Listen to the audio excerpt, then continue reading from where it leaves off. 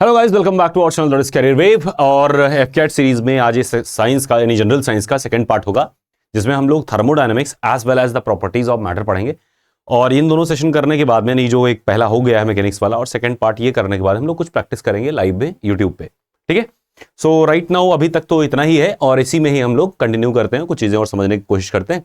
Let's start with the thermodynamics. सबसे पहली चीज जो है किसी चीज को समझने से पहले वो है मैटर। मैटर क्या होता है ना? कोई वस्तु अगर आप समझेंगे कायदे से तभी उसके बारे में चर्चा कर पाएंगे। तो everything that is lying around us, हर वो चीज जो हमारे आसपास में है, अपनी मौजूदगी बनाए हुआ है, उसको हम मैटर कहते हैं। फॉर एग्जाम्पल, किसी भी चीज का जो प्रेजेंस होगा, यानी उसकी जो वास्तविकता होगी, जो उसकी अवस्थिति होगी, that is just due to the amount of substance in it, that is mass in it. कोई भी वस्तु तब तक एग्जिस्ट नहीं कर सकता जब तक कि उसके पास में मास ना हो। तो आप कहोगे सर लाइट के पास भी नेग्लिजिबल मास वाले फोटॉन्स हैं, लेकिन मास है। अगर किसी चीज के पास मास नहीं है तो क्या है? एनर्जी है, और उसको हम एज ए मैटर नहीं कंसीडर कर पाएंगे। ठीक है, तो what is matter? Matter is something that occupies some space, have some mass. तो इसके पास में क्या होना चाहिए? मास होना चाहिए, पहली शर्त है। दूसरी, will occupy some space, some space. तो कुछ स्पेस ले और उसके पास में कुछ मास हो। मास मतलब अमाउंट ऑफ सब्सटेंस हो। क्या हो उसके पास में? अमाउंट ऑफ सब्सटेंस हो, तो उसको हम क्या बोल देंगे? मैटर। अमाउंट ऑफ सब्सटेंस, कुछ पदार्थ की मात्रा उसमें निहित होनी चाहिए। ठीक, matter itself in Hindi is known as पदार्थ। क्या बोलते हैं इसको? पदार्थ। क्या क्लियर है इतनी बात? अगर केमिस्ट्री की बात करेंगे तो हम लोग अमाउंट ऑफ सब्सटेंस को मेजर करते हैं मोल्स में। मोल्स वही कार्बन 12 वाला एलोट्रोप जो है कार्बन का, उसी को ही हम लोग as a reference point use करते हैं और पूरा पीरियोडिक टेबल समझाने की कोशिश करते हैं। तो बस इतनी सी बात थी कि matter that is something having a mass, occupies some space. इसके कुछ स्टेट्स भी होंगे, है ना? जैसे हम अगर अगला बोले तो that would B state of matter. क्या होगा? States of matter. ऑल दो स्टेट्स तो हम लोगों के पास में 5 हैं, यानी प्लाज्मा और बीईसी, यानी कि बोस आइंस्टाइन कंडेंसेट, यानी बोस आइंस्टाइन संवहनी, वो भी एक अवस्था हमारी आती है। लेकिन एज पर द एफकेट syllabus we have only 3 states. कौन कौन सी स्टेट्स के बारे में हम लोग पढ़ेंगे? That would be just solids, दूसरा होगा लिक्विड, और तीसरा होगा गैस। तो हमारे पास में क्या क्या है? सॉलिड है, लिक्विड है और गैस है। अगर हम जैसे सॉलिड की बात करो तो सॉलिड को क्या सॉलिड बनाता है? तो हर एक चीज में हम लोग देखेंगे, देखो मास तो सबके पास में है क्योंकि उनके पास नंबर ऑफ एटम्स होंगे, लेकिन कुछ तो ऐसा होना चाहिए जिनके बिहाफ पे आप कह सको ये सॉलिड है, ये लिक्विड है, ये गैस, यानी जनरलाइजेशन ऑफ द सब्सटेंस। जैसे आप कहते हो ना कि इसने ये इस कास्ट का है तो ऐसा होगा, दैट इज कॉल्ड जनरलाइजेशन। आप होल को देख करके बिना इंडिविजुअल कैरेक्टर को देखे आप ऐसे ही जज कर देते हो, यानी योर प्रीजुडिस, मतलब आपका यानी खुद का आपका जो पूर्वाग्रह है उसी के आधार पर आप किसी को जनरलाइज कर देना। तो सेम वैसे ही हम चाहते हैं कि जनरलाइज करना, ये ह्यूमन नेचर है जनरलाइज करना। तो वो चीज साइंस में जब होती है तो अच्छी लगती है, पर वही चीज जब सोसाइटी में होती है तो गलत चीज हो जाती है ना? तो वहां पे एथिक्स की बात आएगी। बट जब हम साइंस पढ़ते हैं तो हम लोग हर चीज को जनरलाइज करने की कोशिश करते हैं। सेम ऐसे हमने मैटर को 3 पार्ट्स में जनरलाइज किया, जिसमें पहला था हमारा सॉलिड। सॉलिड को हमने सॉलिड ही क्यों कहा? क्योंकि इसके पास में हमारे पास में कुछ चीजें स्पेसिफिक मिली। जैसे इसका एक फिक्स शेप होगा, शेप क्या है? फिक्स्ड है। ठीक, अगर हम साइज की बात करें तो कहोगे आप सर फिक्स है, शेप साइज मतलब एक ही में वैसे आ जाता है। और तीसरा इसका क्या हो जाता है? वॉल्यूम। तो वॉल्यूम भी फिक्स्ड है। तो अगर हमारे पास में जो मात्रा है पदार्थ की, यानी अमाउंट ऑफ सब्सटेंस, वो तो फिक्स है, शेप और साइज भी फिक्स है, साथ साथ में वॉल्यूम भी फिक्स है, तो शेप भी फिक्स है। अगर हम लिक्विड में जाएंगे तो लिक्विड में कुछ चीजें बदलेंगी। क्या बदलेगी? जैसे देखो, अगर लिक्विड को ध्यान से देखोगे तो लिक्विड अगर किसी बॉटल में रखो तो बॉटल का शेप, है ना? फ्लास्क में रखो, फ्लास्क का शेप, है ना? किसी फ्लास्क में रखोगे तो फ्लास्क का शेप, यानी whatever the container you are putting in it, that would be the shape of that material. यानी मटेरियल अपने वेसल का ही रूप ले लेता है, यानी they don't have fix shape. तो इनके पास में क्या क्या चीजें फिक्स हैं? तब देखो, एक चीज तो फिक्स हमने देख ली थी कि इनके पास में शेप और साइज तो फिक्स नहीं रहेगी, हाँ वॉल्यूम फिक्स रहेगा, केवल वॉल्यूम फिक्स रहेगा, जस्ट वॉल्यूम। यानी 2 लीटर अगर आपने वाटर लिया तो 2 ही लीटर रहेगा, है ना? कई कंडीशंस में बदलता है, लेकिन स्टैंडर्ड टेम्परेचर प्रेशर पे फिक्स्ड रहेगा। ठीक है, अब हम बात करेंगे गैस की। गैस में नथिंग इज फिक्स्ड, कुछ भी फिक्स नहीं रहता। हाँ, मास तो फिक्स सब में है, लेकिन अदरवाइज में वॉल्यूम और साइज और शेप सब कुछ अनप्रेडिक्टेबल, यानी वॉल्यूम भी फिक्स नहीं होता। आप कहोगे सर अवोगाड्रो नंबर में बताया जाता है कि 1 मोल का गैस का जो वॉल्यूम होगा दैट इज 22.4, लेकिन ये सब एक भ्रांतियां हैं। स्टैंडर्ड टेम्परेचर प्रेशर पे एक अवमानना है, लेकिन अलग अलग गैसेस डिफर करते हैं, उनका कुछ फिक्स नहीं होता। यहाँ पे आप इंसेंस स्टिक चलाओगे अगर, यानी अगरबत्ती या परफ्यूम यहाँ चलाओगे तो बाहर तक उसकी खुशबू पहुंच जाती है। Do get my point? यानी गैसेस जो होते हैं वो कहीं भी जा सकते हैं यानी नथिंग इज फिक्स।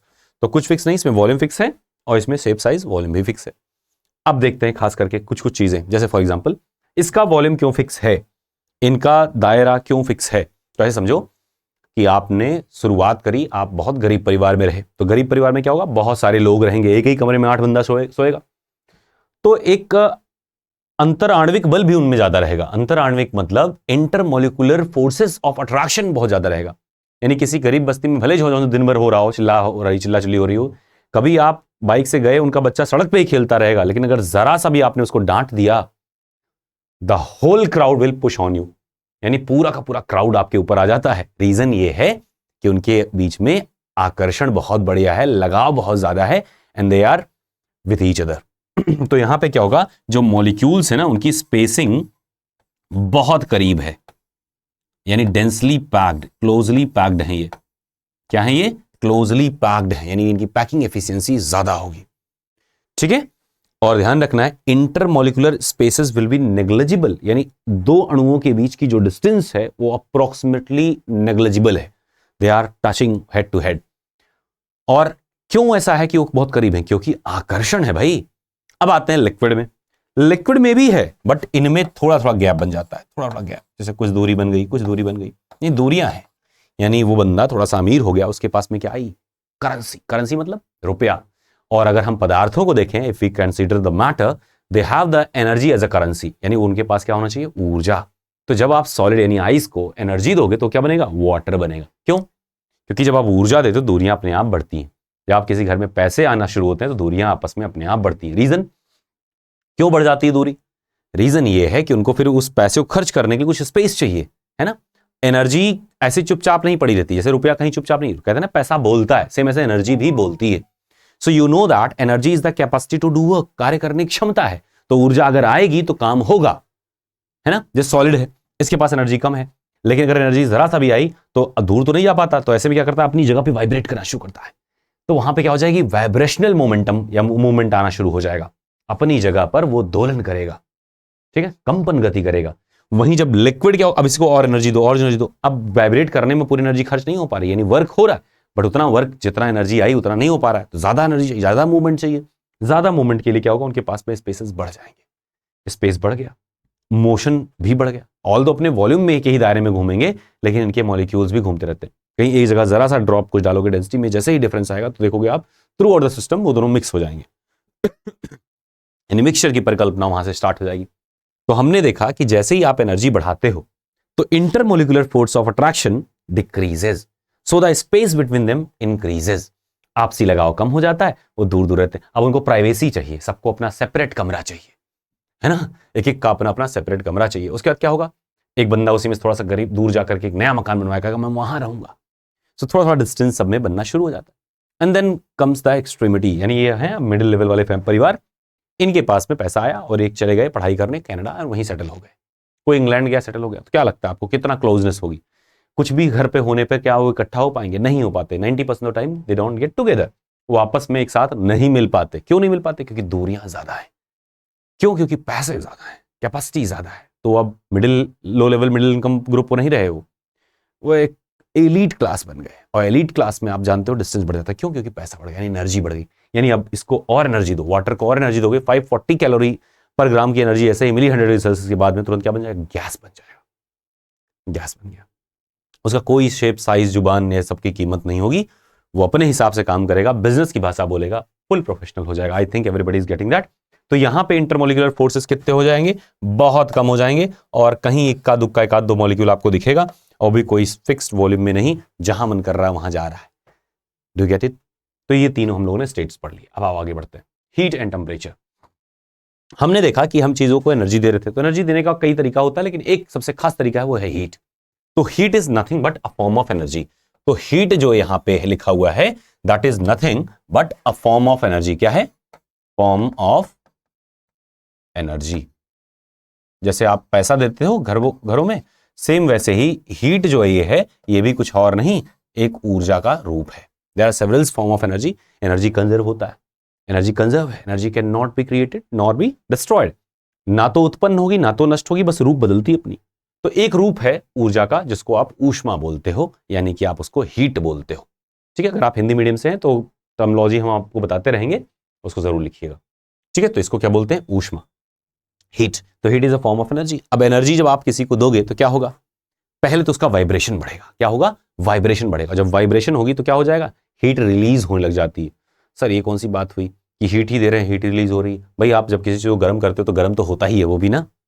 और कहां से आती है गर्मी? उसी ट्रांसलेशनल कंपन से। पहले क्या होगा? उनमें कंपन होगा यानी वाइब्रेशन होगा, फिर दूर जाएंगे तो मोशन होगा, फिर और जो मतलब टकराहट बढ़ जाती है, यानी इंटरमोलिकुलर कोलिजन्स बढ़ने लग जाते हैं जब आप उनको एनर्जी देते हो। अब किसी घर में पैसा एक आदमी के पास ज्यादा आएगा, एक पास नहीं आएगा, तो एक पास जिसके पास आया है वो तो सबके ऊपर धौंस जमाएगा ही। रोज बर्तन खटकेंगे, खनकेंगे। Do you get my point? तो वही है, ऊर्जा आई तो खनक शुरू, फिर दूरियां बढ़ेंगी ही एक टाइम पर। क्या बात समझ पाए? तो हम देख रहे हैं कि when heat is a form of energy. तो what is temperature? Temperature is nothing but degree of heat. Degree of heat. Heat को मेजर करने का एक तरीका है, एक स्केल बस है, पर ये हीट नहीं है। हीट अलग है, टेम्परेचर अलग है। इसे टेम्परेचर को आप मापते हो कैसे? Degree Celsius, degree Fahrenheit, kelvin, है ना, रूमर, रंकाइन, तमाम सारे आपने नोटेशन बना के रखे। जिसमें हमारा जो केल्विन है, केल्विन ये क्या है? एसआई यूनिट ऑफ टेम्परेचर है, ये एसआई यूनिट है। बाकी डिग्री फॉरेनहाइट, डिग्री सेल्सियस ये कन्वेंशनल यूनिट्स है। क्या ठीक है? अब देखिए, तो हमने देखा temperature is nothing but a degree या scale of heat that is trying to be measured. Heat ऊर्जा है, उस ऊर्जा का स्तर ये मापने के लिए यूज किया जाता है। और जब भी आप हीट देंगे किसी ऑब्जेक्ट को तो क्या करेगा? पहले दूरियां बढ़नी शुरू हो जाती है, यानी मेटल सॉलिड ही है, सॉलिड में भी डिस्टेंस बन जाता है। Do you get my point? यही टेम्परेचर पाने पर चीजें एक्सपैंड होती हैं, जब तक कि वो पिघल नहीं जाती तो क्या होती हैं? चीजें एक्सपैंड भी होती हैं। क्या क्लियर रहेगी इतनी बात? जो चीजें क्या होंगी? एक्सपैंड भी होंगी। क्लियर है? तो degree of heat is the just measure of heat. जरूरी नहीं है कि हीट या डिग्री ऑफ हीट यानी टेम्परेचर बढ़े ही हीट देने पे। कभी बार ऐसा होता है कि टेम्परेचर स्केल पे आपको पता भी नहीं चलेगा और आप एनर्जी दिए जा रहे हो, यानी हीट बढ़ता जा रहा है लेकिन टेम्परेचर स्केल शो नहीं कर रहा है। ऐसा कब होता है? जब स्टेट चेंज होगा, जब गुप्त ऊष्मा की बात आएगी, लेटेंट हीट की बात आएगी, है ना। What is latent heat? वो एनर्जी जो कंज्यूम हो गई स्टेट को चेंज करने में। जैसे हमने देखे 3 स्टेट थे, तो तीनों स्टेट आपस में क्या है? कन्वर्जिबल हैं। क्या है? एक दूसरे में कन्वर्टेबल हैं। तो अगर आप सॉलिड को लिक्विड में कन्वर्ट करते हो तो इसको हम लोग क्या बोलते हैं? इसको बोलते हैं हम लोग मेल्टिंग या गलन। और जिस पॉइंट पे गलेगा उसको हम बोलेंगे गलनांक या मेल्टिंग पॉइंट। फिर ये लिक्विड को जब आप इसमें कन्वर्ट करते हो गैस में तो हीट देते रहोगे, तो इसको हम बोलेंगे बॉइलिंग पॉइंट।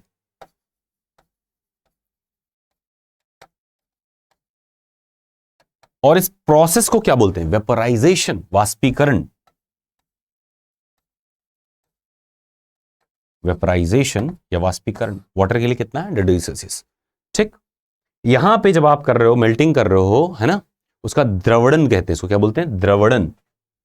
मेल्टिंग को हिंदी में बोलते हैं द्रवणन, वहां वाष्पन। ठीक है, यानी मेल्टिंग। मेल्टिंग पॉइंट पे मेल्ट हो जाएगा, बॉइलिंग पॉइंट पे वो वेपराइज हो जाएगा। कहती बात क्लियर? तो अगर इधर से उधर जा सकते हैं तो उधर से इधर भी तो आ सकते हैं अगर टेम्परेचर गिराया जाए। यानी जब गरीबी आती है, कोरोना आया, कोविड आया, तो लोग क्या हुए?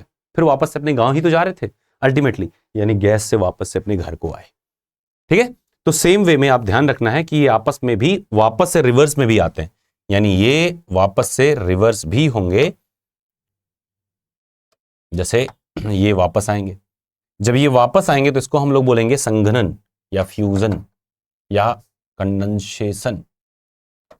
कंडेंसेशन, जिसको हम हिंदी में बोलते हैं संघनन। और यहां पे हम बोलते हैं हिमनन या हिमांक या फ्रीजिंग।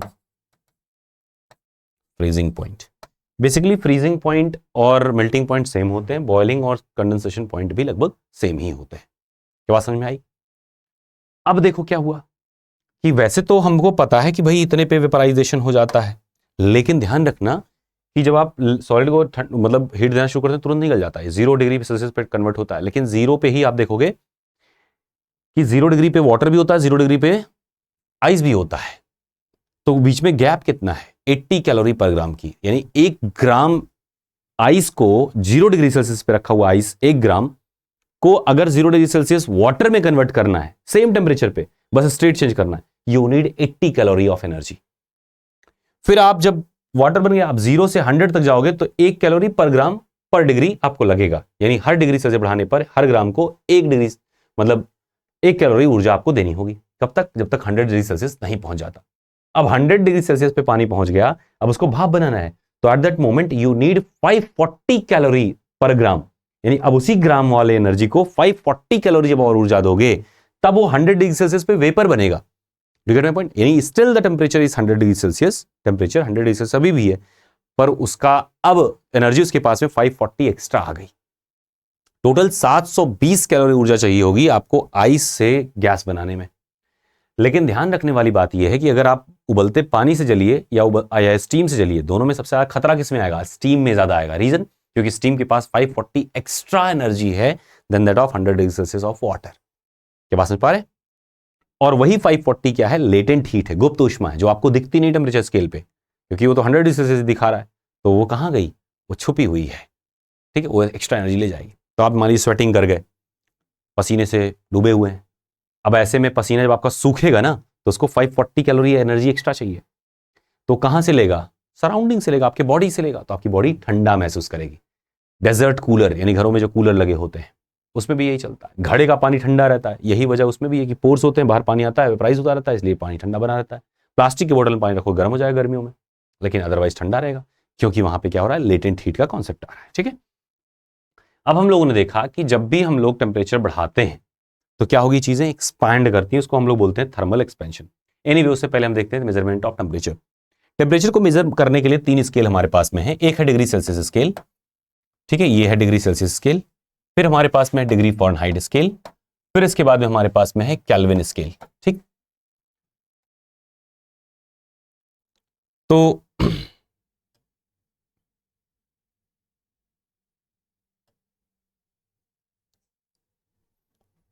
पानी 0 डिग्री सेल्सियस पे आइस बन जाता है, और बॉयल कितने पे होता है? 100 डिग्री सेल्सियस पे, मतलब 100 डिवीजन बीच में है, और यहां मान लीजिए कोई डिग्री सेल्सियस जस्ट है, कोई एक वैल्यू है। इसमें देखिएगा तो आई थिंक 32 है, और 180 और जोड़ोगे तो 210 है ना, यानी 212 डिग्री फ़ारेनहाइट पर पानी बॉईल होता है। केल्विन पे जाओगे तो केल्विन में 273 पर आइस होता है, 0.75 ऑफ कोर्स, और 373 पर बॉईल होता है। यहां कहीं बीच में केल्विन लिखना है, यहां कहीं डिग्री फ़ारेनहाइट। अब कन्वर्जन देखो, फॉर्मूला भूल जाता होगा आपको, तो क्या करना है? ये सेल्सियस लिखो, माइनस में फ्रीजिंग पॉइंट करो, 0 अपॉन में क्या करो? जितना स्केल में डिवीजन है, 100 का डिवीजन है यहां से यहां तक, इज इक्वल्स टू क्या हो जाएगा? इधर देखो, इसको बोलते हैं इंटरपोलेशन मेथड। इसमें देखो क्या हो जाएगा? f-32 क्या हो जाएगा? f-32 अपॉन 180 का डिवीजन है, इज इक्वल्स टू केल्विन में अगर देखोगे K-273 अपॉन डिवीजन कितने का? 100 का है। 20 से देखो डिनोमिनेटर सबका डिवाइड होगा, तो आप कर सकते हो C upon 5 is equals to f-32 upon 9 is equals to K-273 upon 5।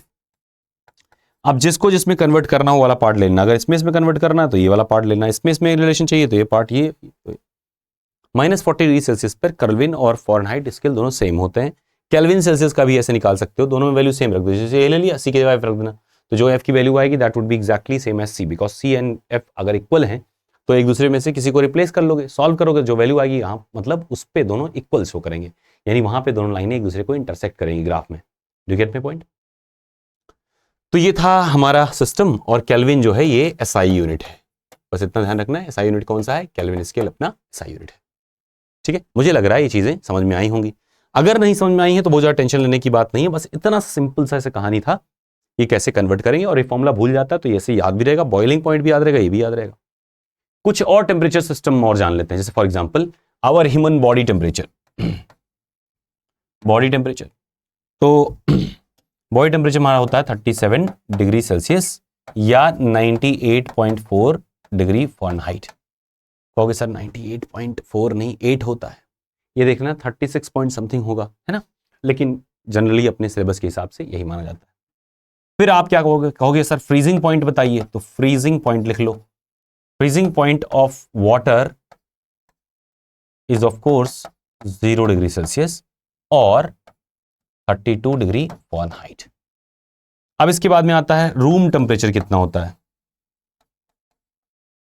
Room temperature यानी स्टैंडर्ड रूम टेम्परेचर इज या लेबोरेटरी टेम्परेचर, इसको बोलते हैं 27 डिग्री सेल्सियस या फिर 300 केल्विन या फिर 300 केल्विन। ठीक है, ये हो गया रूम टेम्परेचर।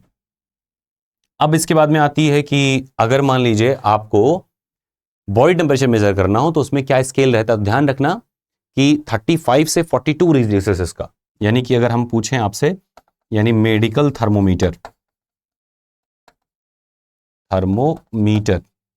तो मेडिकल थर्मोमीटर कहां से कहां तक मेजर करता है, तो आप बताएंगे कि सर 35, कहीं कहीं 32 भी लिखा रहता है, 42 डिग्री सेल्सियस तक का मेजर करता है टेम्परेचर। वहीं अगर हम लेबोरेटरी की बात करें तो फ्रीजिंग पॉइंट से थोड़ा सा पहले से यानी कि -10 डिग्री सेल्सियस से लेकर के 110 डिग्री सेल्सियस तक, यानी फ्रीजिंग पॉइंट से 10 डिग्री सेल्सियस नीचे और बॉइलिंग पॉइंट 10 डिग्री सेल्सियस ऊपर तक, ये हो गया लैब में यूज किया जाने वाला थर्मोमीटर। दैट वाज ऑल, इतना ही आपको समझना है, इससे ज्यादा बहुत ज्यादा समझने की जरूरत इसमें खास नहीं है। ठीक है, अब बात करते हैं थर्मल एक्सपेंशन की। क्या है एक्सपेंशन? जैसे मान लीजिए कोई भी हम एक ऑब्जेक्ट कंसीडर करते हैं, लेट अस सी कि ये एक ऑब्जेक्ट है जिसमें कुछ मॉलिक्यूल्स कंटेन्ड है, निहित हैं, जैसे ये सारे मॉलिक्यूल्स हैं इसके आपस में जुड़े हुए हैं। तो आप जब इसको हीट दोगे तो क्या होगा, ये वाइब्रेट करेंगे। वाइब्रेट करने के लिए जगह चाहिए कि नहीं चाहिए बताइए? जैसे ट्रेन में सब चिपक के बैठ गए, गर्मी खूब है, क्या चाहिए, इवेपोरेशन के लिए जगह चाहिए। तो ऐसे में क्या होगा, आप इस धक्का उक्का दे रहे होगे, छींक उक रहे होगे ताकि कोई दूर हटे, यानी व्हेनेवर यू प्रोवाइडेड हीट, अब इसको क्या करना है, आपको हीट देना है। तो चलो हमने हीट दे दिया, एक बंसन बर्नर से हीट दे दिया। जैसे ही हीट पाएगा ये क्या होगा, एक्सपेंशन में जाएगा। कहां जाएगा, एक्सपेंशन में जाएगा। क्यों एक्सपेंशन में जा रहा है, क्योंकि ये वाइब्रेट करना चाहता है। भाई हीट मिला, that is form of energy, energy is capacity to do work, that means it will do work, है ना। तो जिसके पास ऊर्जा होगी वो काम करेगा। आलसी लोगों के पास ताकत ही कहां होती है ना। कुछ लोग कहते हैं वो ताकत चोर है, नहीं चोर नहीं है ही नहीं एनर्जी, भाई करने वाले को एनर्जी आती है। एनर्जी बनाने के लिए जिम जाना पड़ता है, एक्सरसाइज करनी पड़ती है। रीजन ये है कि करने में ही ऊर्जा निहित है, ऊर्जा का स्वभाव ही है कि वो काम कराएगी। So if you need energy you should work. ठीक है, तो हीट अगर एनर्जी मिली है तो ये वर्क करेगा, और करेगा कैसे, विस्तार होगा, एक्सपैंड करेगा। तो एक्सपेंशन कई तरह का होगा। कैसे कैसे हो सकता है एक्सपेंशन, जैसे जैसे लोग होंगे। जैसे फॉर एग्जांपल एक तो हो सकता है ये लीनियर एक्सपेंशन, लेखीय प्रसार। एक होता है एरियल एक्सपेंशन यानी क्षेत्रीय प्रसार। फिर एक होगा वॉल्यूमेट्रिक एक्सपेंशन।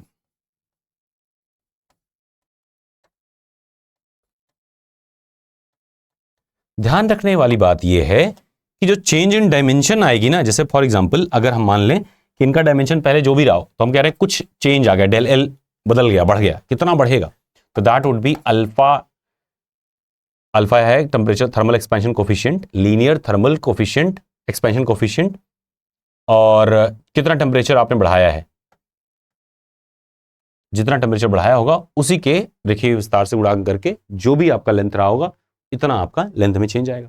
सेम ऐसे एरियल एक्सपेंशन यानी कि डेल ए की अगर बात करेंगे तो that would be beta A delta T, और वॉल्यूम की बात करेंगे तो del V is equals to gamma into volume into del T. तो ये वॉल्यूमेट्रिक थर्मल कोफिशिएंट गामा है, aerial thermal coefficient of expansion beta है, और लीनियर थर्मल एक्सपेंशन कोफिशिएंट यानी रेखीय प्रसार गुणांक अल्फा है। और alpha ratio beta ratio gamma, alpha ratio beta ratio of gamma is actually 1:2:3। ऐसा नहीं कि अल्फा का स्क्वायर कर दोगे तब आपको बीटा मिलेगा, ऐसा नहीं है। अगर आपको बीटा चाहिए तो 2 अल्फा करोगे, you will be getting the beta, है ना। भाई फैलाव है, हर तरफ फैला होता है। पेन है, पेन भी लंबा होगा, पेपर है, पेपर का भी साइज बड़ा होगा, कार है, कार भी बड़ी हो जाती है, कार बड़ी हो जाती है। यस ऑफ कोर्स, गर्मियों में कार लगभग 1.5 mm से ज्यादा बड़ी हो जाती है, ठंडियों में कार लगभग 1.5 mm से ज्यादा छोटी हो जाती है अपने एक्चुअल साइज से, ठीक है।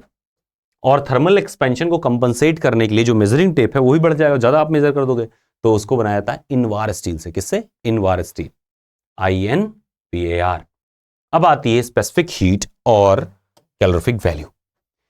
तो किसी भी यह एनर्जी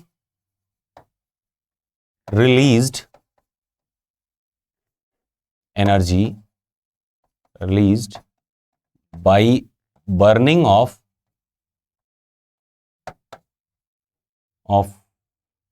फ्यूल पर केजी या पर यूनिट मास,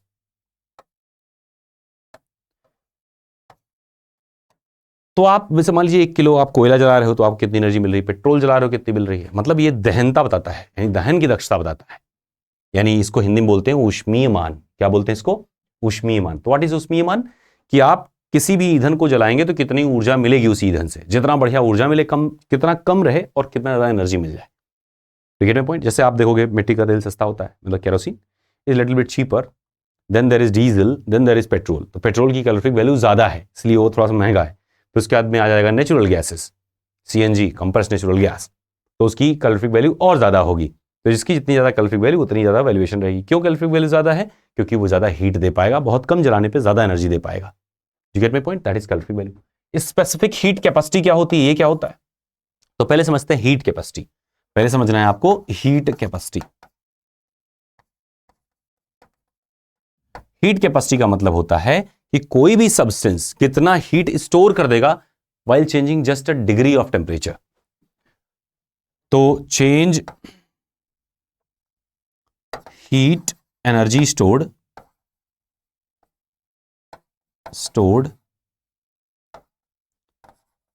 पर चेंज ऑफ केल्विन। तो 1 केल्विन टेम्परेचर बढ़ा के ही कितना एनर्जी ले रहा है, मतलब पर डिग्री चेंज करने में कितना ज्यादा एनर्जी वो स्टोर कर ले रहा है।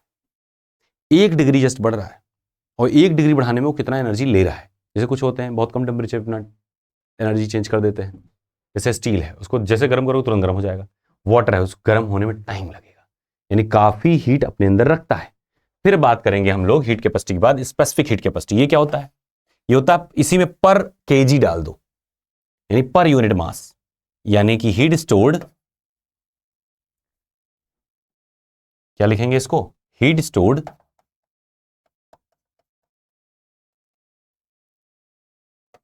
इन चेंजिंग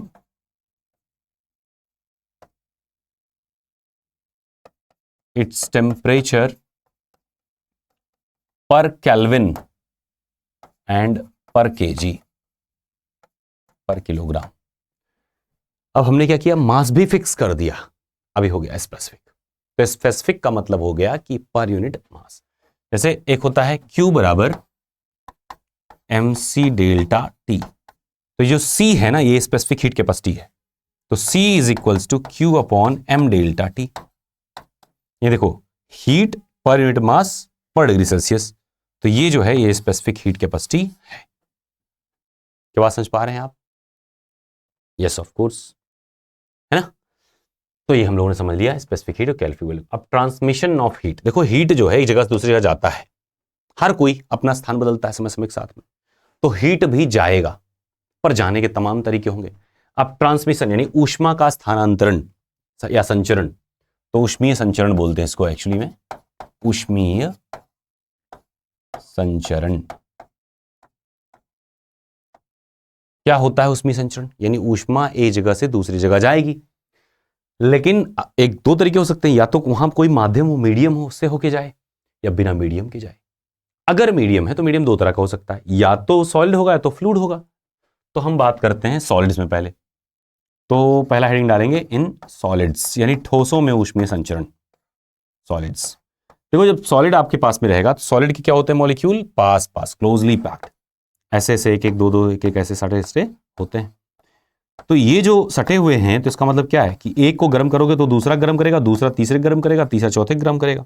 यानी जब हीट यहां पे आई है ना, जब हीट यहां पे आप दोगे तो यहां पे अगर हीट आई तो ये हीट देगा इस वाले को, ये वाला इस वाले को, ये वाला इस वाले को हीट देगा। तो आप देख पाओगे कि हीट जो है एक से निकल के दूसरे में जा रही, दूसरे से निकल के तीसरे में, तीसरे से निकल के चौथे में, यानी यहां पे लीनियर ट्रांसमिशन ऑफ हीट आपको देखने को मिल रहा है एक तरफ से, है ना। तो हीट का ट्रांसमिशन जो है मॉलिक्यूल टू मॉलिक्यूल है। क्या है? मॉलिक्यूल, यानी अणु दर अणु अगर उसमें संचरण हो रहा है तो उसको हम बोलते हैं क्या? उसको हम बोलते हैं कंडक्शन, यानी चालन। तो ये है कंडक्शन, यानी कि चालन, यानी एक एंड से दूसरे की तरफ जाएगा। दूसरा हमारे पास में आता है कन्वेक्शन। कन्वेक्शन को हम लोग बोलते हैं संवहन। संवहन क्या होता है? देखो, जब आपने एक वेसल लिया और वेसल में ढेर सारे मॉलिक्यूल आपने पानी के भर दिए, अब आपने क्या किया, इसको हीट करना शुरू कर दिया, एक बर्नर लगाया और हीट करना शुरू कर दिया। जब आप हीट करना शुरू कर दिए तो आप देखोगे कि इसके जो मॉलिक्यूल अंदर हैं, ये मॉलिक्यूल यहां से उठेंगे और इस तरीके से वापस आएंगे। यहां वाले मॉलिक्यूल उठेंगे, कभी चाय वाय बॉईल किया होगा तो आपको याद होगा, फिर वही साइकिल आपका रोटेट करता जाता है। यानी हर वो मॉलिक्यूल जहां हीट पाएगी वो सबको गर्म करके आएगी। तो each and every molecule in the system gives और transfers the energy to the entire system. Do you get my point? हर एक, जैसे इसमें क्या था, आपने क्लास में एंट्री मारी, एक बच्चे को शीट दिया, वो बच्चा पीछे वाले को दिया, पीछे वाला पीछे वाले को, ऐसे करके चला गया, तो हो गया कंडक्शन यानी चालन विधि। संवहन में क्या हो गया कि आपने मॉनिटर को सारा सीट दिया, क्लास के मॉनिटर को, मॉनिटर सबको जाके दे गया, तो हो गया संवहन, यानी सिंगल पर्सन एंटायर सिस्टम को ट्रांसफर कर रहा है। अब लास्ट में आता, और संवहन किस में होता है, तो ध्यान रखना फ्लूइड्स में। फ्लूइड्स क्या होते हैं? फ्लूइड्स मतलब होता है तरल। फ्लूइड का मतलब क्या होता है? तरल। और तरल क्या होते हैं? तो ध्यान रखना है, तरल दो होते हैं, या तो द्रव या तो गैस, यानी लिक्विड एंड गैसेस आर तरल। क्या बात समझ में आई?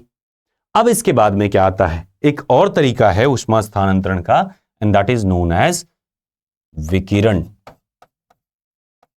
विकिरण को हम हिंदी इंग्लिश में बोलते हैं रेडिएशन। ये कब काम आएगा? ये तब काम आएगा जब कोई काम नहीं आएगा। क्यों? क्योंकि मीडियम ही नहीं है। Whenever there is no medium, then energy transfer is still taking place. जैसे सूरज से पृथ्वी तक ऊर्जा तो आ रही है, रास्ते में तो निर्वात है, कुछ है ही नहीं। तो ऐसे में क्या होता है, निर्वात में देखो ऐसा नहीं कोई चल नहीं सकता, चल तो सकता है, पर एक बार उसको छेलो तो, जैसे जमीन से आपने रॉकेट उठा करके फेंक दिया, अब वो रॉकेट जो भी मटेरियल लेके गया वो स्पेस में चलता ही जा रहा है, एक बार चला दो चलता ही रहेगा। यानी एक बार आपको फेंकना है, प्रक्षेप करना है, उसके बाद तो चलता ही जाएगा और डेस्टिनी तक पहुंच ही जाएगा। That is known as radiation, विकिरण। इसमें ऊर्जा को प्रक्षेप कर दिया था, फेंक दिया जाता है, और फेंक दिया तो जिस स्पीड में, जो भी स्पीड रही वही स्पीड से वो चला गया। तो यहां पे विकिरण में क्या होगा, विकिरण में ऊर्जा प्रक्षेपित कर दी जाती है, यानी ऊर्जा या ऊष्मा प्रक्षेपित, प्रोजेक्टेड, है ना, projected, the energy is just projected. No need of medium, no need of medium, यानी कि वैक्यूम में यही मेथड तरीका अपनाया जाएगा। तो क्या एयर में नहीं होता? हाँ होता है, तीनों मोड चलते हैं हमेशा, है ना। एयर में आपको संवहन भी दिखेगा, विकिरण भी दिखेगा, चालन भी थोड़ा बहुत दिखने को मिलता है। लेकिन अगर कोई पूछे एयर में होता क्या है, तो आप बताएंगे संवहन। संवहन में सबसे खास बात है कि जो भी गर्म होता है ऊपर जाता है, जो ठंडा होता है वो नीचे आता है। प्रकृति का नियम है, हमारा आपका नियम है। गर्म जब हो गए तो आसमान में हो गए, और जब ठंडे हो गए तो जमीन पे पहुंच ही जाते हो, है ना। तो ये सबके साथ में होता है कि जब आप गर्म हुए तो ऊपर और ठंडे हुए तो जमीन पर। तो हमेशा ध्यान रखना। लेकिन हवाओं के साथ थोड़ी सी अलग तरीका भी है। हवाएं जो होती हैं वो ऊपर नीचे तो जो करती ही हैं, वो साइड बाई साइड भी चलती हैं। आपने देखा होगा पूर्वा हवा, पश्चिमा हवा, दक्षिण वाला हवा, है ना, यानी trade winds, easterly winds, western winds, westerly winds. तो ये सब क्या है? ये सब हॉरिजॉन्टल मोशन हो रहा है टेम्परेचर डिफरेंस की वजह से। तो टेम्परेचर का, यानी कि ऊष्मा का, हीट का ये संचरण कर रहे हैं, ट्रांसमिशन कर रहे हैं, बट इन हॉरिजॉन्टल वे। तो यही कन्वेक्शन अगर हॉरिजॉन्टल हो जाए तो उसको हम बोलते हैं अभिवहन या एडवेक्शन। इसे क्या बोलते हैं? एडवेक्शन। अगर यही वाला सिस्टम क्या हो जाए, हॉरिजॉन्टल हो गया, अगर इसी सिस्टम को हम कह दें हॉरिजॉन्टल में, यानी क्षैतिज हो जाए, तो यही सारा तरीका फॉलो करेगा, लेकिन इसको हम बोलेंगे एडवेक्शन या अभिवहन। इसे क्या बोलेंगे? एडवेक्शन या अभिवहन। अब आइए अगले पे चलते हैं। नेक्स्ट है न्यूटन्स लॉ ऑफ कूलिंग। देखो जो भी गर्म हुआ है वो ठंडा तो होगा ही, बस समय समय का खेल है कि कब कौन ठंडा हो रहा है ना। ठंडा तो आपको होना है अगर आप गर्म हुए, यानी अगर आप अमीर हैं तो कभी गरीब भी होंगे। Do get my point? जो अमीर है वो एक टाइम पे गरीब भी होगा। क्यों? क्योंकि ऊष्मा किसी की जागीर थोड़ी है, पैसा किसी का जागीर थोड़ी है। आपको लगेगा आप अमीर हैं लेकिन आपका नहीं है, पैसा मार्केट का होता है ना। और ये जितने बिजनेसमैन होते हैं वो जानते हैं, इसलिए वो पैसा घर में रखते ही नहीं। कहां रखते हैं? मार्केट में। बैंक में भी नहीं, मार्केट में रखते हैं। तो same goes with energy also. तो एनर्जी क्या है? वो जाएगी, अगर आई है तो जाएगी, और आई है तो जाएगी। तो जाने के कुछ तरीके होंगे जो न्यूटन समझाएंगे। तो न्यूटन का जो लॉ है वो एक्चुअली में स्टीफन लॉ पे बेस्ड है, तो हम लोग पहले स्टीफन्स लॉ पे ही बात करते हैं। चलो, स्टीफन्स के साथ में यहां जुड़ा हुआ है किरचॉफ्स लॉ, तो चलो पहले किरचॉफ ही देख लेते हैं। अब देखो किरचॉफ्स लॉ को देखते हैं। What is Kirchhoff law? Kirchhoff law कहता है कि गर्म कौन होगा बताइए हमको। तो उन्होंने कहा कि भाई गर्म वही होता है जो ऊष्मा को अवशोषित करे। ऊष्मा को अवशोषित कौन करता है? तो उन्होंने एक कॉन्सेप्ट दिया कलर एंड हीट का। तो सबसे पहले आप पढ़ेंगे colour and heat. Colour and heat. What is colour and heat? ध्यान देने वाली बात यह है कि white reflects almost the radiation that it gets. तो हर मतलब संचरण का लगभग पूरा भाग व्हाइट वाला रिफ्लेक्ट कर देता है। वहीं अगर कोई ऑब्जेक्ट काली है तो संचरण का लगभग एंटायर पार्ट अवशोषित कर लेता है, इसलिए उसको हम देख नहीं पाते और वो दिखता है काला। ठीक है, इसीलिए ठंडियों में हम लोग डार्क कलर कपड़े पहनते हैं, सो दैट कि लाइट को अब्सॉर्ब कर पाए, हीट हमारे अंदर बढ़े। गर्मियों में लाइट कलर कपड़े पहनते हैं ताकि हीट रिफ्लेक्ट हो जाए, हम गर्म ना हो जाए समय के साथ। क्या बात समझ पाए? छतरी का कलर कैसा होता है? छाता जो आप चलाते हो, छाते में नीचे काला होना चाहिए, ऊपर व्हाइट होना चाहिए ताकि हीट रिफ्लेक्ट करे, और नीचे काला इसलिए ताकि आपकी हीट को अवशोषित कर ले, नीचे ठंडा बना रहे। ओके, तो वो है छतरी कलर कॉम्बिनेशन, जो कि आमतौर पे मार्केट से उल्टा ही रहता है। अब जो कलर हीट में हमने बताया कि जो व्हाइट होगा ना वो अब्सॉर्ब करेगा, तो रिफ्लेक्ट करेगा। तो व्हाइट कलर जो होता है हमेशा रिफ्लेक्ट करता है, यानी व्हाइट ऑब्जेक्ट जो होंगे वो लगभग रिफ्लेक्ट कर देते हैं। वहीं उन्होंने कहा कि जो ब्लैक होंगे ये पूरे के पूरे क्या करेंगे? अब्सॉर्ब करेंगे। अब देखो, क्योंकि ब्लैक वाले ने अब्सॉर्ब किया है तो रेडिएट कौन करेगा? जिसके पास होगा वही देगा। कमाया कौन एनर्जी? व्हाइट वाला तो लिया ही नहीं, सब कुछ छोड़ दिया, कहा मैं सन्यासी आदमी, मैं क्या करूंगा। काले ने कहा कि ऐसा है, मैं तो काला हूं, और काला हुआ तो क्या हुआ, मैं तो पूरा कमाऊंगा, क्योंकि मेरे अगर पास ऊर्जा नहीं यानी पैसा नहीं तो लोग कदर नहीं करेंगे। तो ये क्या करता? कमाता है तो ये उड़ाता भी है। That is known as black body radiation. इसी को बोलते हैं कृष्ण पिंड विकिरण। तो ब्लैक बॉडी रेडिएशन। तो ब्लैक क्योंकि अब्सॉर्ब किया है तो यही क्या करेगा? रिलीज भी करेगा। यानी अगर उजाला है तो ये अब्सॉर्ब करेगा, अंधेरा है तो रिलीज करेगा। आप देखोगे पहाड़ों पर ठंडी क्यों रहती है? क्योंकि पहाड़ों बर्फ है, तो बर्फ क्या करती है? व्हाइट कलर की होती है, तो जितना भी ऊष्मा आता है वो रिफ्लेक्ट कर देती है, तो गल नहीं पाती। वहीं जमीन इतना गहराई पे होने के बाद भी गर्म रहता है। रीजन? क्योंकि यहां पे जमीन होती काली, और काली जमीन तो सीधी सी बात है ऊर्जा को अवशोषित करेगी और गर्म होगी, और जब खुद गर्म होगी तो आसपास को भी गर्म कर देगी, हवा को भी गर्म कर देगी। तो हवा ऊंचाई पे ठंडा होता है, नीचे गर्म होता है। रीजन यही है। ठीक है, तो हमने देखा जो अवशोषित करेगा वही रिलीज करेगा। यही किरचॉफ का नियम है कि ब्लैक बॉडी रेडिएशन मतलब जो अच्छे अवशोषक ही अच्छे उत्सर्जक होते हैं। तो यहां पे लाइन लिख देते हैं, good absorber are good emitter. यानी अच्छे अवशोषक ही अच्छे उत्सर्जक होते हैं, यही किरचॉफ का नियम है। और स्टीफन क्या कहते हैं? कि कहते हैं ये जो पावर रेडिएटेड है ना, जो पावर रेडिएटेड है that is proportional to T power 4, है ना। वैसे इसको कहीं कहीं अगर आप फिजिक्स पढ़ते होगे तो फिजिक्स में जो अपने छोटे एग्जाम में तो ऐसे ही इक्वेशन दिया हुआ है, लेकिन अगर आप बड़े किताबें देखोगे तो आप देखोगे energy emitted per unit time that is power radiated. ठीक है, ई से ब्रिज नोट कर रहे हैं। तो यहां आता है स्टीफन बोल्ट्जमैन कांस्टेंट, फिर आता है एमिसिविटी, फिर आता है एरिया, फिर आता है टेम्परेचर पावर 4। ये है जो रिलेशन है स्टीफन बोल्ट्जमैन इक्वेशन का। यही तापमान के पावर 4 के गुणन होता है कितना एनर्जी वो रिलीज करेगा। अब देखो एनर्जी कौन कितना रिलीज करेगा, तो हमारे पास में एक चार्ट है। चार्ट कौन सा है? चार्ट वही जो आप रोज रोज देखते हो, VIBGYOR। देखो वायलेट के पास फ्रीक्वेंसी ज्यादा होती है, फ्रीक्वेंसी इधर बढ़ती है और वेवलेंथ यानी लैम्डा इधर बढ़ता है, एनर्जी भी इधर बढ़ती क्योंकि E is equals to H nu. Energy सबसे ज्यादा किसके पास? वायलेट के पास। तो अगर किसी चीज का कलर ब्लू दिख रहा है इसका मतलब उसके पास हीट ज्यादा है, जल्दी जल जाओगे। गैस का फ्लेम, गैस जलाते हो ना, खाना बनाते होगे, तो उसका फ्लेम अगर ब्लू है डरे रहना, अगर रेड है तो कम ज्यादा डरने की जरूरत नहीं। क्यों? क्योंकि गैस खत्म होने वाला है, एनर्जी कम बची हुई है, इसलिए वो येलो है, यानी इनकम्प्लीट कंबशन शो कर रहा है, पूर्ण ऊर्जा उसमें है ही नहीं। तो वायलेट के पास सबसे ज्यादा एनर्जी, रेड के पास सबसे कम एनर्जी। अब आप कहोगे सर कम एनर्जी वाले ही क्यों अक्सर हम लोग यूज करते हैं रेड को खतरे के रूप में? रीजन ये है इसके पास कम एनर्जी रहेगा, उछलेगा कम, काम ज्यादा नहीं करेगा। ये क्या है? लाइट। और लाइट क्या करता है? वो भी काम करता है। कौन सा काम करता है? ऑप्टिकल फिनोमेना, प्रकाशीय घटनाएं, जैसे रिफ्लेक्शन, रिफ्रैक्शन, स्कैटरिंग, है ना, प्रकीर्णन जिसको आप बोलते हो, ध्रुवण, व्यतिकरण, तमाम सारी चीजें होती हैं। तो the light having the least energy will do the least optical phenomenas and that's why it will reach unharmed. तो जिसके पास ऊर्जा कम है वो आराम से चलेगा और पहुंच जाएगा, यानी हाथी चलता रहता कुत्ते भौंकते रहते हैं, वही वाली कहानी हो जाएगी।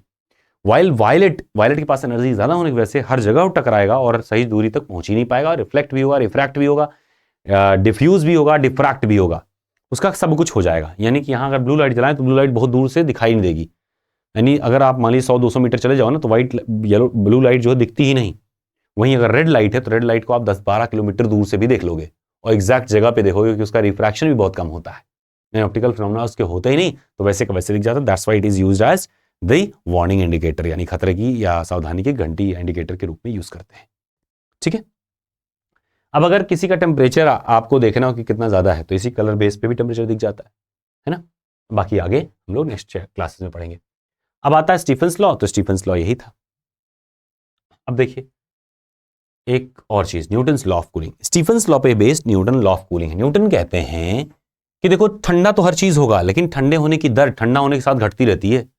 जो ज्यादा गर्म है वो ज्यादा तेज ठंडा हो रहा होगा, लेकिन अगर ठंडा थोड़ा सा हो रहा है जैसे वैसे वैसे ठंडा होने की दर घट रही होती है, यानी ठंडे होने की प्रक्रिया ठंडे होने के साथ साथ कम होती है।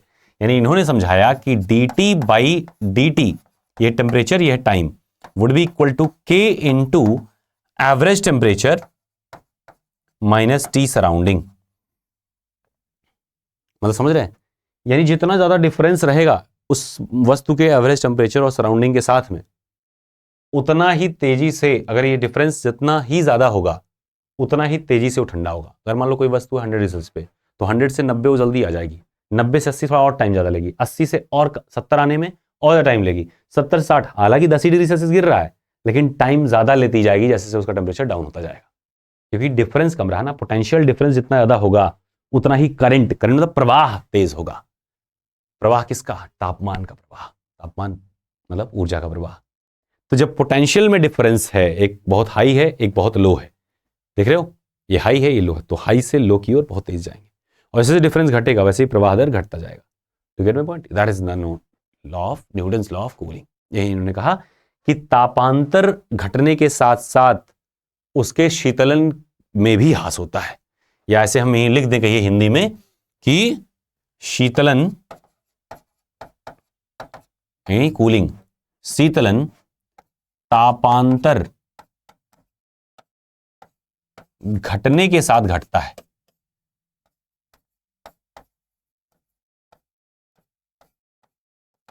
एक चीज और है कि ये जो शीतलन है ये एरिया पे भी डिपेंड करता है। अभी हमने देखा ना स्टीफेंस इक्वेशन पे, तो एरिया एक्सपोज्ड, यानी आप ग्लास में दूध रख लीजिए और एक प्लेट में दूध रख लीजिए, या चाय ही है ग्लास में पड़ी हुई है और एक प्लेट में आपने डाल दी, तो प्लेट वाला जल्दी ठंडा होगा, ग्लास वाला बहुत टाइम लेके या कप वाला बहुत टाइम लेके ठंडा होगा। रीजन क्योंकि एरिया एक्सपोज्ड कम है कप में, और वहीं एरिया एक्सपोज्ड प्लेट में ज्यादा जल्दी ठंडा हो जाएगा। ओके, तो मतलब rate of cooling depends on temperature difference. तो रेट ऑफ कूलिंग कांस्टेंट नहीं होती, ठीक है, is not constant and that depends on या decreases with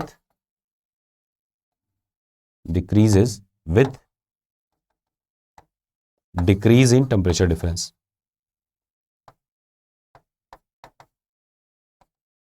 decrease in temperature difference. क्या बात क्लियर हो गई? इतनी क्लियर? अब आगे बढ़ते हैं। Laws of thermodynamics. थर्मोडायनेमिक्स के हम लोग 3 नियम पढ़ेंगे, ठीक है, 3 नियम ही है। पहला नियम हम देखते हैं कि फर्स्ट लॉ क्या कहता है। फर्स्ट लॉ एक्चुअली बताता यह है, पहली बात तो ये इंट्रोड्यूस करता, पहला लॉ ही है जो इंट्रोड्यूस करता है टेम्परेचर कॉन्सेप्ट को। कहता है if two bodies are at different temperature, या ऐसे समझ लो एक बॉडी है ए और एक बॉडी है बी और एक बॉडी है सी। अब क्या किया हमने, यहां पे एडियाबेटिक वॉल लगा दिया और यहां पे डायथर्मिक वॉल लगा दिया। इसको लिख लिया सिस्टम ए, इसको सिस्टम बी, इसको system C. A is equilibrium with C and B is also equilibrium with C. That means A is also equilibrium with B. चोर चोर मौसेरे भाई, ठीक है। अगर ए और सी तापीय विनिमय में साम्यवाद में है, साम्य मतलब इक्विलिब्रियम, तो if A and C are in equilibrium with temperature wise and in temperature wise B and C is also in equilibrium, that means A and B are also equilibrium.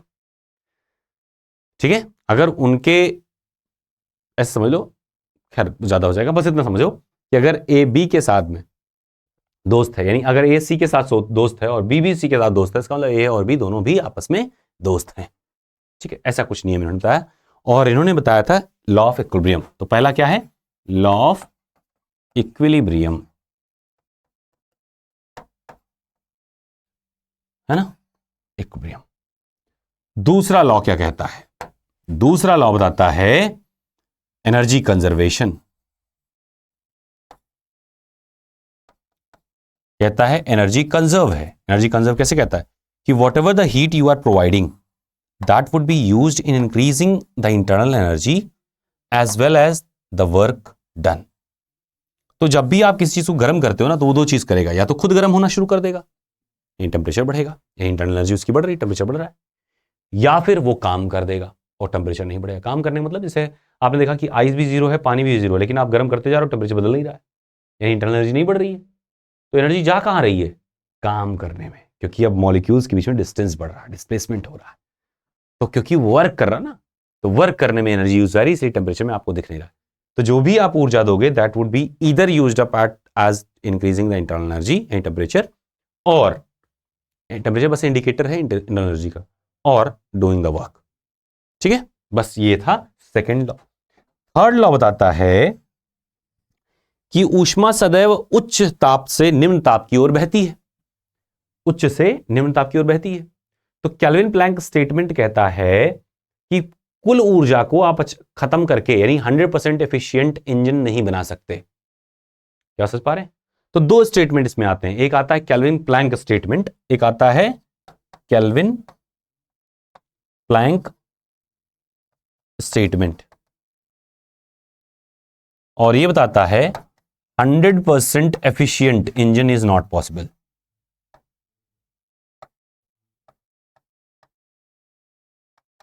Engine is not possible. और दूसरा आता है इसमें Clausius statement.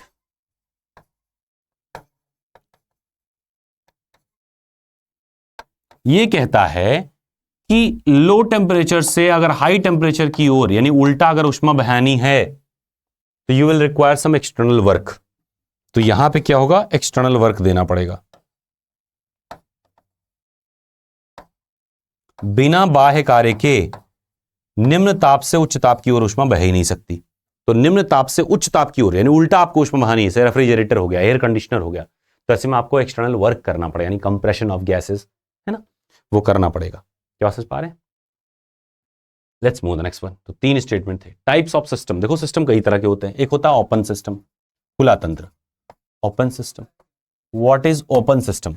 एक ऐसा system जो खुला है, जैसे मान लीजिए आपने इस तरीके से रखा, तो इसमें से क्या क्या बाहर निकल सकता है, इसमें से जो मन करे वो बाहर निकल जाए। क्या निकल सकता है? देखो, एक तो इसका एनर्जी यानी हीट भी निकल सकता है बाहर, इसमें से मास भी बाहर निकल सकता है ना। दूसरा आता है close system. Closed system, close system में क्या होता है कि सिस्टम इस तरीके से क्लोज है, तो इसमें से केवल हीट बाहर निकल सकता, मास नहीं निकल सकता, हीट ही बस बाहर एक्सचेंज हो सकता है। तीसरा सिस्टम आता है एडियाबेटिक सिस्टम।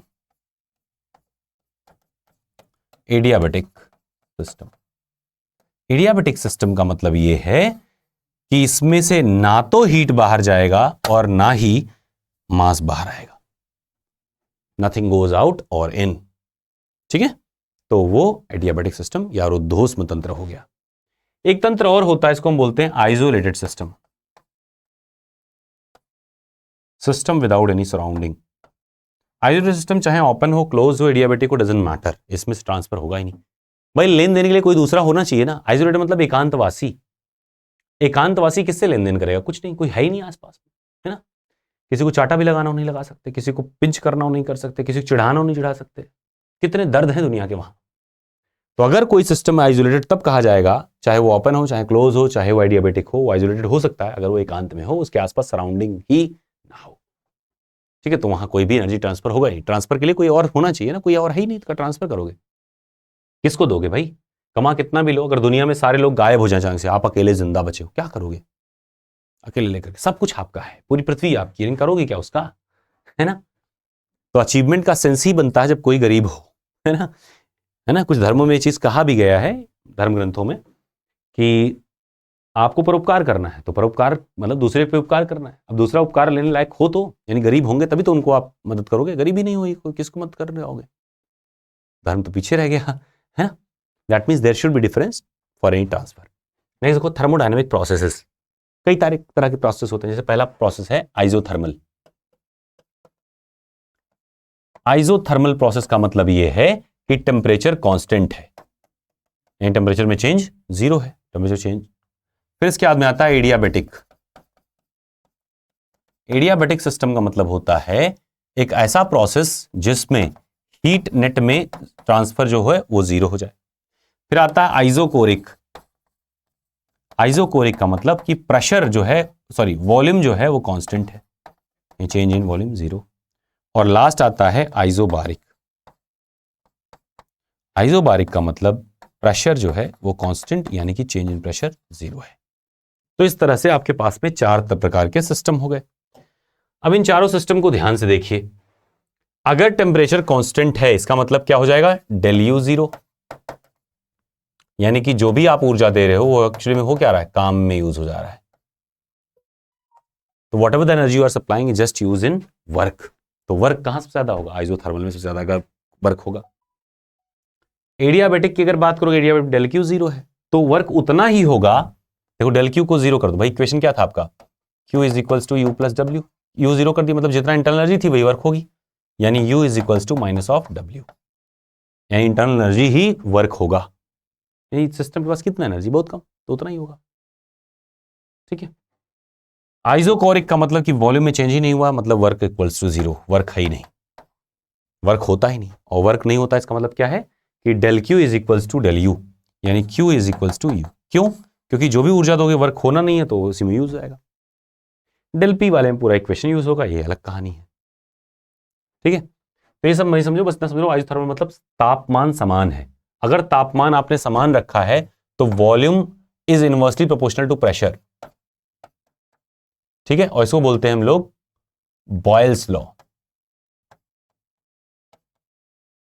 बॉयल्स का नियम कहता है कि अगर तापमान नियत रखा जाए तो प्रेशर बढ़ाने पर वॉल्यूम कम हो जाएगा, प्रेशर घटाओगे तो वॉल्यूम बढ़ जाएगा।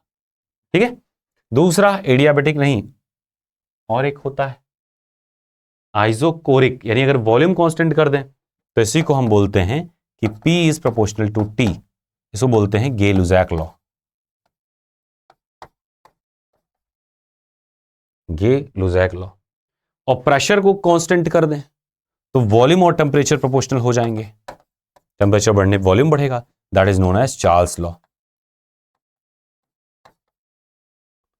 और जब इन तीनों कंबाइन करेंगे तो आपके पास में एक आइडियल गैस इक्वेशन मिलेगी, that is PV is equals to NRT, जहां आर जो है वो आइडियल यूनिवर्सल गैस कांस्टेंट है, वहीं एन जो है नंबर ऑफ मोल्स है, टी टेम्परेचर है, वी वॉल्यूम, पी प्रेशर है। क्या बात समझ में गया?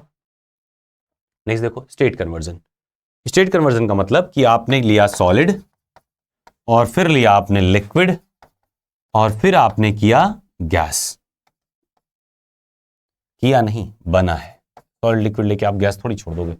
अब देखो, सॉलिड से लिक्विड, लिक्विड से गैस, गैस से लिक्विड, लिक्विड से फिर सॉलिड, ये आपके पास में कुल प्रोसेस होगा। जैसा कि हमने समझाया, इसको आप बोलते हैं मेल्टिंग, इसको आप बोलते हैं बॉइलिंग, इसको आप बोलते हैं कंडेंसेशन, और इसको आप बोलते हैं फ्रीजिंग। यह है गलनांक, गलन प्रक्रिया, द्रवणन प्रक्रिया, द्रव बन रहा, द्रवणन। यहां क्या हो रहा है? वाष्पन। क्या हो रहा है? बॉइलिंग, बॉइलिंग, वाष्पन। ठीक है, क्वथनांक बिंदु या क्वथनन भी बोलते हैं। उल्टा हो कंडेंसेशन, हिंदी में बोलते हैं संघनन। फिर यहां पानी मिलेगा, पानी को जमाओगे तो उसको बोलते हैं हम लोग हिमांक या हिमनन। हिमन, तो हिमन या हिमनांक जो होगा उस पर जम करके फिर से सॉल्ट बन जाएगा। दूसरी बात, ये बीपी और एमपी इसको चेंज किया सकता है इंप्योरिटी बढ़ा करके। तो बॉइलिंग पॉइंट को अगर बढ़ाना है तो मतलब ऐड इंप्योरिटी।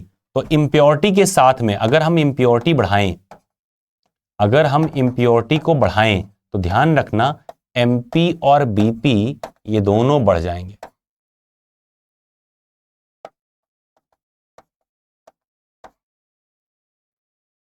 मेल्टिंग पॉइंट और बॉइलिंग पॉइंट बढ़ जाता है। ठीक है, तो अगर नमक डाल के पानी उबालोगे तो पानी जो 100 पे उबलता था अब 110 पे उबलेगा। प्रेशर बढ़ाने पर भी बॉइलिंग पॉइंट बढ़ जाता है। प्रेशर कुकर में बॉइलिंग पॉइंट 140 तक रहता है, 140 डिग्री सेल्सियस। सोचिए, जहां 100 पे उबलता है पानी वहां 140 पानी उबल रहा है, यानी इसके पास बहुत ज्यादा एनर्जी है, इसलिए खाना जल्दी पकेगा। ठीक है, तो हम देख रहे हैं प्रेशर बढ़ा करके, इंप्योरिटी डाल करके आप बॉइलिंग पॉइंट को बढ़ा सकते हैं। दूसरा, इथेनॉल ग्लाइकोल नाम का एक एलिमेंट मटेरियल होता है जिसको तेल में, ईंधन में मिला दिया जाता है सो दैट कि जो फ्यूल चैम्बर है उसमें फ्यूल जम ना जाए।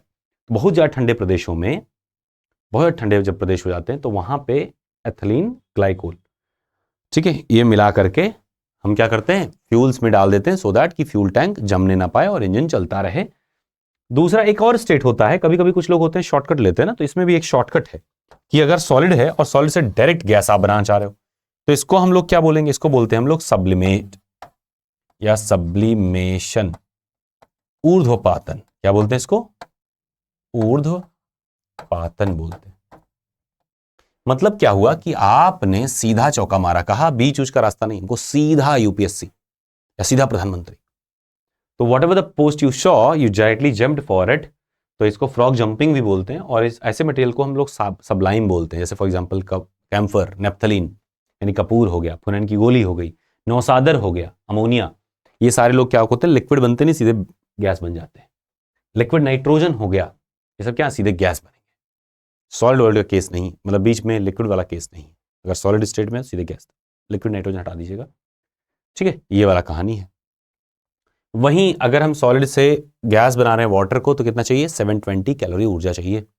सॉलिड से लिक्विड, देखो सॉलिड जब है यहां पे देखो है 0 डिग्री सेल्सियस, और ये पानी है 0 डिग्री सेल्सियस, फिर आएगा पानी के कहां तक, 100 डिग्री सेल्सियस, फिर 100 डिग्री सेल्सियस पे गैस आएगा, फिर ये बढ़ता जाएगा टेम्परेचर ना। तो ध्यान रखना 0 डिग्री सेल्सियस वाटर से 0 डिग्री सेल्सियस लिक्विड बनाने में हमको चाहिए होता है 80 कैलोरी पर ग्राम चाहिए होता है। 0 से 100 डिग्री सेल्सियस पानी पहुंचाने के लिए केवल 100 कैलोरी पर ग्राम चाहिए। सोचो 100 डिग्री सेल्सियस टेम्परेचर डिफरेंस आ रहा है 100 ही कैलोरी देने पर, ये हर डिग्री पर 1 कैलोरी। और यहां से यहां तक का जो टेम्परेचर है, ये इसको बोलेंगे स्पेसिफिक हीट, इसको बोलेंगे लेटेंट हीट। यहां भी देखो सेम टेम्परेचर है लेकिन हमको एनर्जी देनी पड़ेगी स्टेट चेंज करने के लिए, दैट इज 540 कैलोरी पर ग्राम। वाटर का बात हो रही है यहां पे, क्या क्लियर है? तो ये हो गया हमारा कन्वर्जन, स्टेट कन्वर्जन यानी रूप बदलना। तो जब आप रूप बदलते हैं ना, एक बार स्लम एरिया से निकल करके मिडिल लेवल फैमिली में जब आते हैं तो आपका काफी पैसा बेवजह खर्च हो जाता है, चेंज कुछ आता नहीं है, रह वही जाते हैं। सेम ऐसे जब अचानक से कनाडा जाने वाले होते हैं तो एकदम गरीबी देखनी पड़ती है। रीजन, स्टेट चेंज हो गया क्योंकि एनर्जी बहुत कंज्यूम होती है, करेंसी बहुत कंज्यूम होता है जब स्टेट आप चेंज करते हो। स्टेट मतलब अपनी अवस्था को परिवर्तित करने में बहुत सारी ऊर्जा खपत हो जाती है, वो टेम्परेचर स्केल पे दिखता नहीं। आप नया मकान लोगे तो आप पहले से ज्यादा गरीब रहोगे, तुरंत के तुरंत काफी देर तक तो काफी गरीब ही रहोगे, उसके बाद बहुत आराम से अमीर होने लगोगे। दैट मीन्स जब आप स्टेट चेंज कर रहे हैं तो ऊर्जा लॉस पक्की है। नेक्स्ट देखिए, अब यहां से हम बात करेंगे मटेरियल साइंस की। ठीक है, अब देखते हैं हम लोग मटेरियल साइंस की बात करते हैं।